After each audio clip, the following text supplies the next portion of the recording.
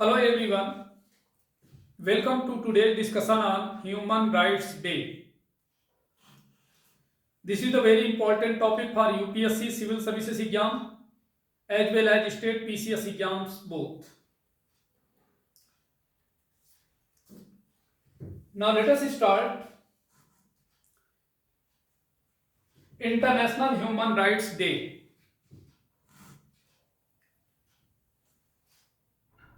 Means मानव अधिकार दिवस, celebrated every year on 10th December, is dedicated to promote protection of fundamental rights and freedom of all individuals. The Universal Declaration of Human Rights was adopted on this day in 1948.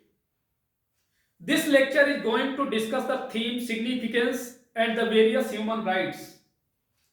अभी हाल ही में 10 दिसंबर को अंतर्राष्ट्रीय मानवाधिकार दिवस मनाया गया, जो सभी व्यक्तियों के मौलिक अधिकारों और स्वतंत्रता की सुरक्षा को बढ़ावा देने के लिए समर्पित है। 1948 में इसी दिन मानवाधिकारों की सार्वभौमिक घोषणा को अपनाया गया। तो इस लेक्चर में विषय, महत्व और विभिन्न मानवाधिकारों के बारे में हम चर्चा करेंगे। Human rights day aims to spread awareness about human rights education among the youth and the significance of promoting the values of equality, justice and dignity from an early age. The day reaffirms the importance of committing towards safeguarding human dignity for the nations and its citizens. अर्थात मानवाधिकार दिवस का मकसद है युवाओं में मानवाधिकार शिक्षा के बारे में जागरूकता फैलाना और कम उम्र से ही समानता, न्याय और सम्मान के मूल्यों को बढ़ावा देने के महत्व को बताना है। 10 दिसंबर का दिन राष्ट्र और उसके नागरिकों के लिए मानवीय सम्मान की रक्षा के लिए प्रतिबद्धता की महत्व को भी पुष्ट करता है। तो सबसे पहले हमें जानना जरूरी है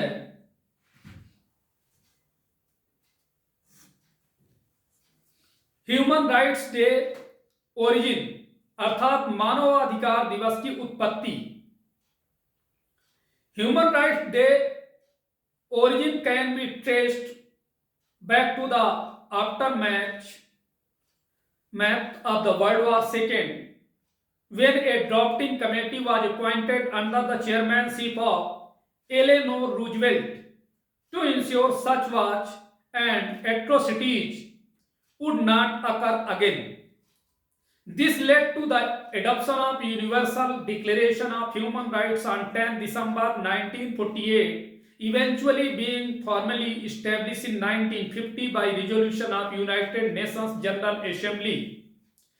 Since the formal establishment of the day, every year the day aims to spread awareness about the significance of human rights and address the ongoing challenges like discrimination and oppression worldwide.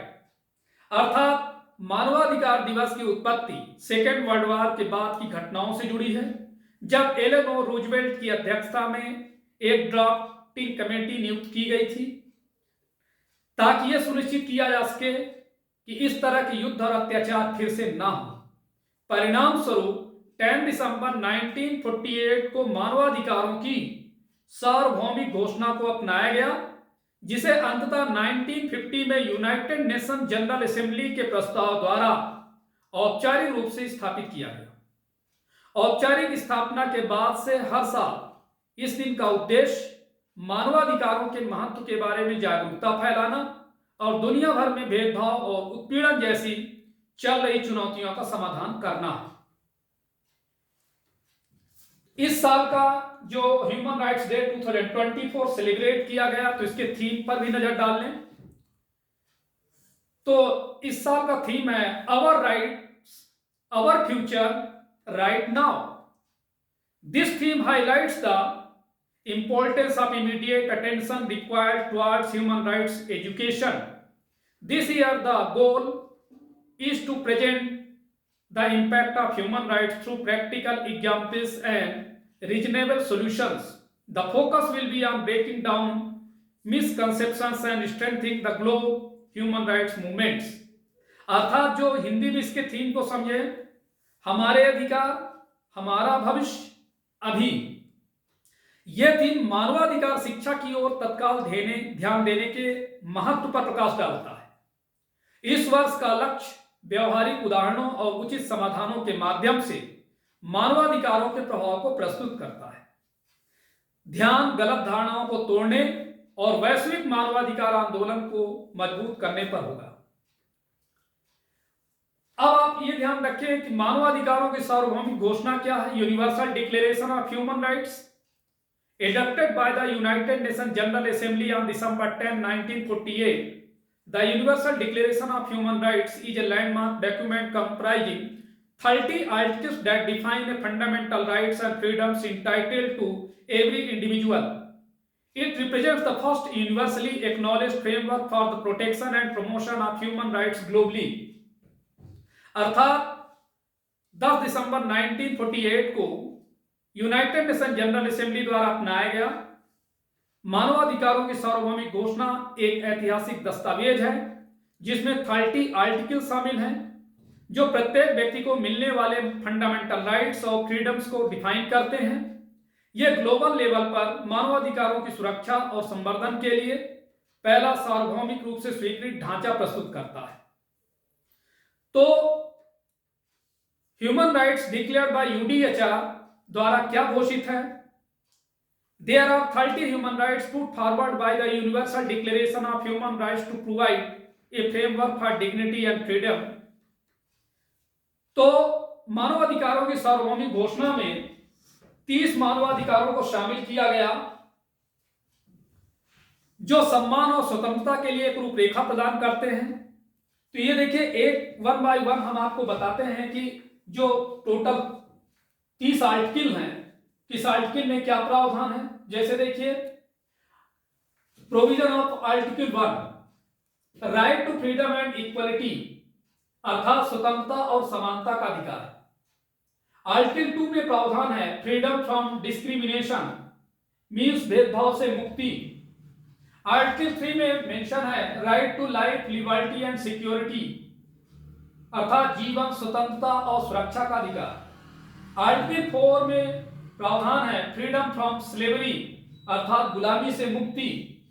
Article 5 में प्रावधान है freedom from torture और cruel treatment, अर्थात यातना या क्रूर व्यवहार से मुक्ति।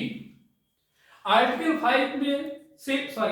6 में प्रावधान है right to recognition before the law, कानून के समक्ष मान्यता का अधिकार। आर्टिकल 7 में प्रावधान है equal protection under the law, means कानून के तहत समान संरक्षण। आर्टिकल 8 में प्रावधान है right to an effective legal remedy, अर्थात प्रभावी कानूनी उपचार का अधिकार। आर्टिकल 9 में प्रावधान है फ्रीडम फ्रॉम आर्बिट्रेरी अरेस्ट और डिटेंशन, अर्थात मनमाने ढंग से गिरफ्तारी या नजरबंदी से स्वतंत्रता। आर्टिकल 10 में प्रावधान है right to a fair and public trial, means निष्पक्ष और सार्वजनिक सुनवाई का अधिकार। नेक्स्ट, आर्टिकल 11 में प्रावधान है presumption of innocence, that is mean निर्दोषता की धारणा। आर्टिकल 12 में प्रावधान है right to privacy and protection from attacks, अर्थात गोपनीयता और हमलों से सुरक्षा का अधिकार। फ्रीडम ऑफ, नेक्स्ट आर्टिकल में प्रावधान है आर्टिकल 13 में freedom of movement and residence, आवागमन और निवास की स्वतंत्रता। आर्टिकल 14 में प्रावधान है राइट टू सीक एसिलम, मीन्स शरण मांगने का अधिकार। आर्टिकल 15 में है राइट टू ए नेशनलिटी, राष्ट्रीयता का अधिकार। आर्टिकल 16 में प्रावधान है right to marriage and family, विवाह और परिवार का अधिकार। आर्टिकल 17 में प्रावधान है राइट टू ओन प्रॉपर्टी, अर्थात संपत्ति का स्वामित्व का अधिकार। आर्टिकल 18 में है freedom of thought, conscience and religion, विचार, विवेक और धर्म की स्वतंत्रता। आर्टिकल 19 में प्रावधान है freedom of opinion and expression, राय और अभिव्यक्ति की स्वतंत्रता। आर्टिकल 20 में मेंशन है freedom of peaceful assembly and association means शांतिपूर्ण सभा और संघ की स्वतंत्रता। नेक्स्ट, आर्टिकल 21 में प्रावधान है right to participate in government, सरकार में भागीदारी का अधिकार। आर्टिकल 22 में प्रावधान है राइट टू सोशल सिक्योरिटी, सामाजिक सुरक्षा का अधिकार। आर्टिकल 23 में प्रावधान है right to work and fair employment, काम और उचित रोजगार का अधिकार। आर्टिकल 24 में मेंशन है right to rest and leisure, आराम और अवकाश का अधिकार। एंड आर्टिकल 25 में मेंशन है right to an adequate standard of living, पर्याप्त जीवन स्तर का अधिकार। नेक्स्ट, आर्टिकल 26 में प्रावधान है राइट टू एजुकेशन, शिक्षा का अधिकार। आर्टिकल 27 में प्रावधान है right to cultural participation and protection of intellectual property, अर्थात सांस्कृतिक भागीदारी और बौद्धिक संपदा की सुरक्षा का अधिकार। आर्टिकल 28 में प्रावधान है right to a social and international order for rights realisation, अर्थात अधिकारों की प्राप्ति के लिए सामाजिक और अंतर्राष्ट्रीय व्यवस्था का अधिकार। आर्टिकल 29 में है ड्यूटीज टू द कम्युनिटी, समुदाय के प्रति कर्तव्य। एंड आर्टिकल 30 में प्रावधान है protection against acts that destroy rights, इसका मतलब हुआ अधिकारों को नष्ट करने वाले कृत्यों के विरुद्ध सुरक्षा। तो ये देखिए संयुक्त राष्ट्र मानवाधिकार परिषद द्वारा दिए गए इन अनुच्छेदों के बारे में याद रखें और कहीं ना कहीं इन अनुच्छेदों को आप भारतीय संविधान के फंडामेंटल राइट्स में भी पढ़ते हैं।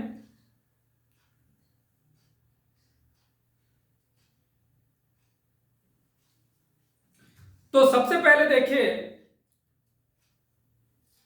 हमें जानना आवश्यक है यूएनएचआरसी के बारे में, United Nations human rights council, संयुक्त राष्ट्र मानवाधिकार परिषद। तो देखिए it is a United Nations body that was established in 2006. Its mission is to promote and protect human rights around the globe as well as investigate alleged human rights violations. The Council also carries out the universal periodic review of all United Nations member states, which allows civil society groups to bring occasions of human rights violations in member states to the attention of the United Nations. The Council has 47 members elected on a regional group basis from 5 groups. The members are elected for a period of 3 years with a maximum of 2 consecutive terms. The members meet around 3 times a year to debate human rights issues and pass non-binding resolution and recommendations by majority vote. Its headquarters situated Geneva in Switzerland. तो आप ये समझे United Nations human rights council is an intergovernmental body under the United Nations responsible for protecting human rights across the globe. It replaced the United Nations Commission on Human Rights in 2006. UNHRC has an important role in shaping international human rights law and ensuring that these laws are being followed by all the governments across all nations. The organization includes 47 members states elected by the UN General Assembly and holds regular meetings to review the reported issues and provide suggestions and recommendations. अर्थात मानवाधिकार परिषद संयुक्त राष्ट्र के अंतर्गत एक अंतर सरकारी निकाय है जो दुनिया भर में मानवाधिकारों की रक्षा के लिए रिस्पॉन्सिबल है. इसने 2006 में संयुक्त राष्ट्र मानवाधिकार आयोग की जगह ली. अंतर्राष्ट्रीय मानवाधिकार कानून को आकार देने और यह सुनिश्चित करने में यूएनएचआरसी की महत्वपूर्ण भूमिका है और कि इन कानूनों का सभी देशों की सभी सरकारों द्वारा पालन किया जा रहा है. ऑर्गेनाइजेशन में 47 मेंबर कंट्रीज हैं जिन्हें संयुक्त राष्ट्र महासभा द्वारा चुना जाता है और रिपोर्ट किए गए मुद्दों की समीक्षा करने और सुझाव और सिफारिश देने के लिए नियमित बैठकें आयोजित करता है. अब हम थोड़ा सा इसके बाद यह समझें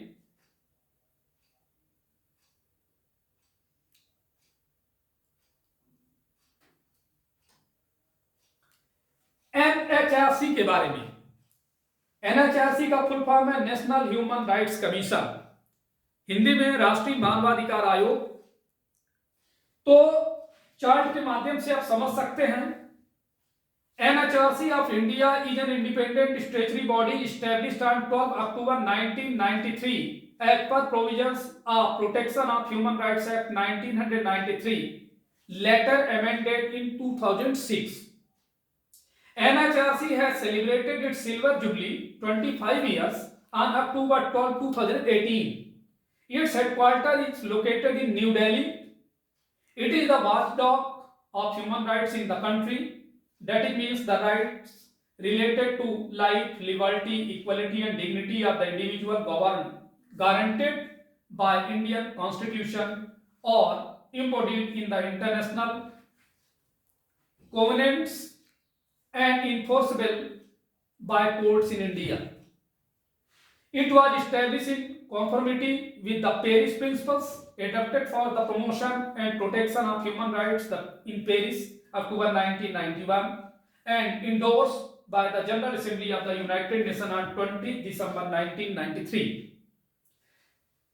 Role of the functions: it has all the powers of civil court and its proceedings have a judicial character. तो कंपोजिशन पर भी देखे नजर डालें। Composition of the NHRC: chairperson जो टॉप पोस्ट में होते हैं, retired chief justice of India or a जज of the supreme court. 5 full time members होते हैं, रिटायर्ड आर सर्विंग जज of the supreme court, retired or serving the Chief Justice of High Court, and 3 other members to be appointed from person having knowledge and practical experience in matters of human rights. One of women shall be a woman. 7 deemed members: chairpersons of the National Commission of Minorities, backward classes, persons with disabilities, scheduled caste, scheduled tribes, the protection of child rights and women. तो ये composition है।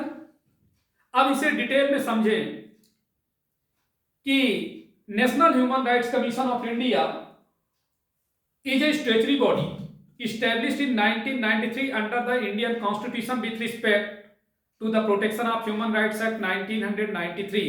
The commission aims to protect and promote human rights of India.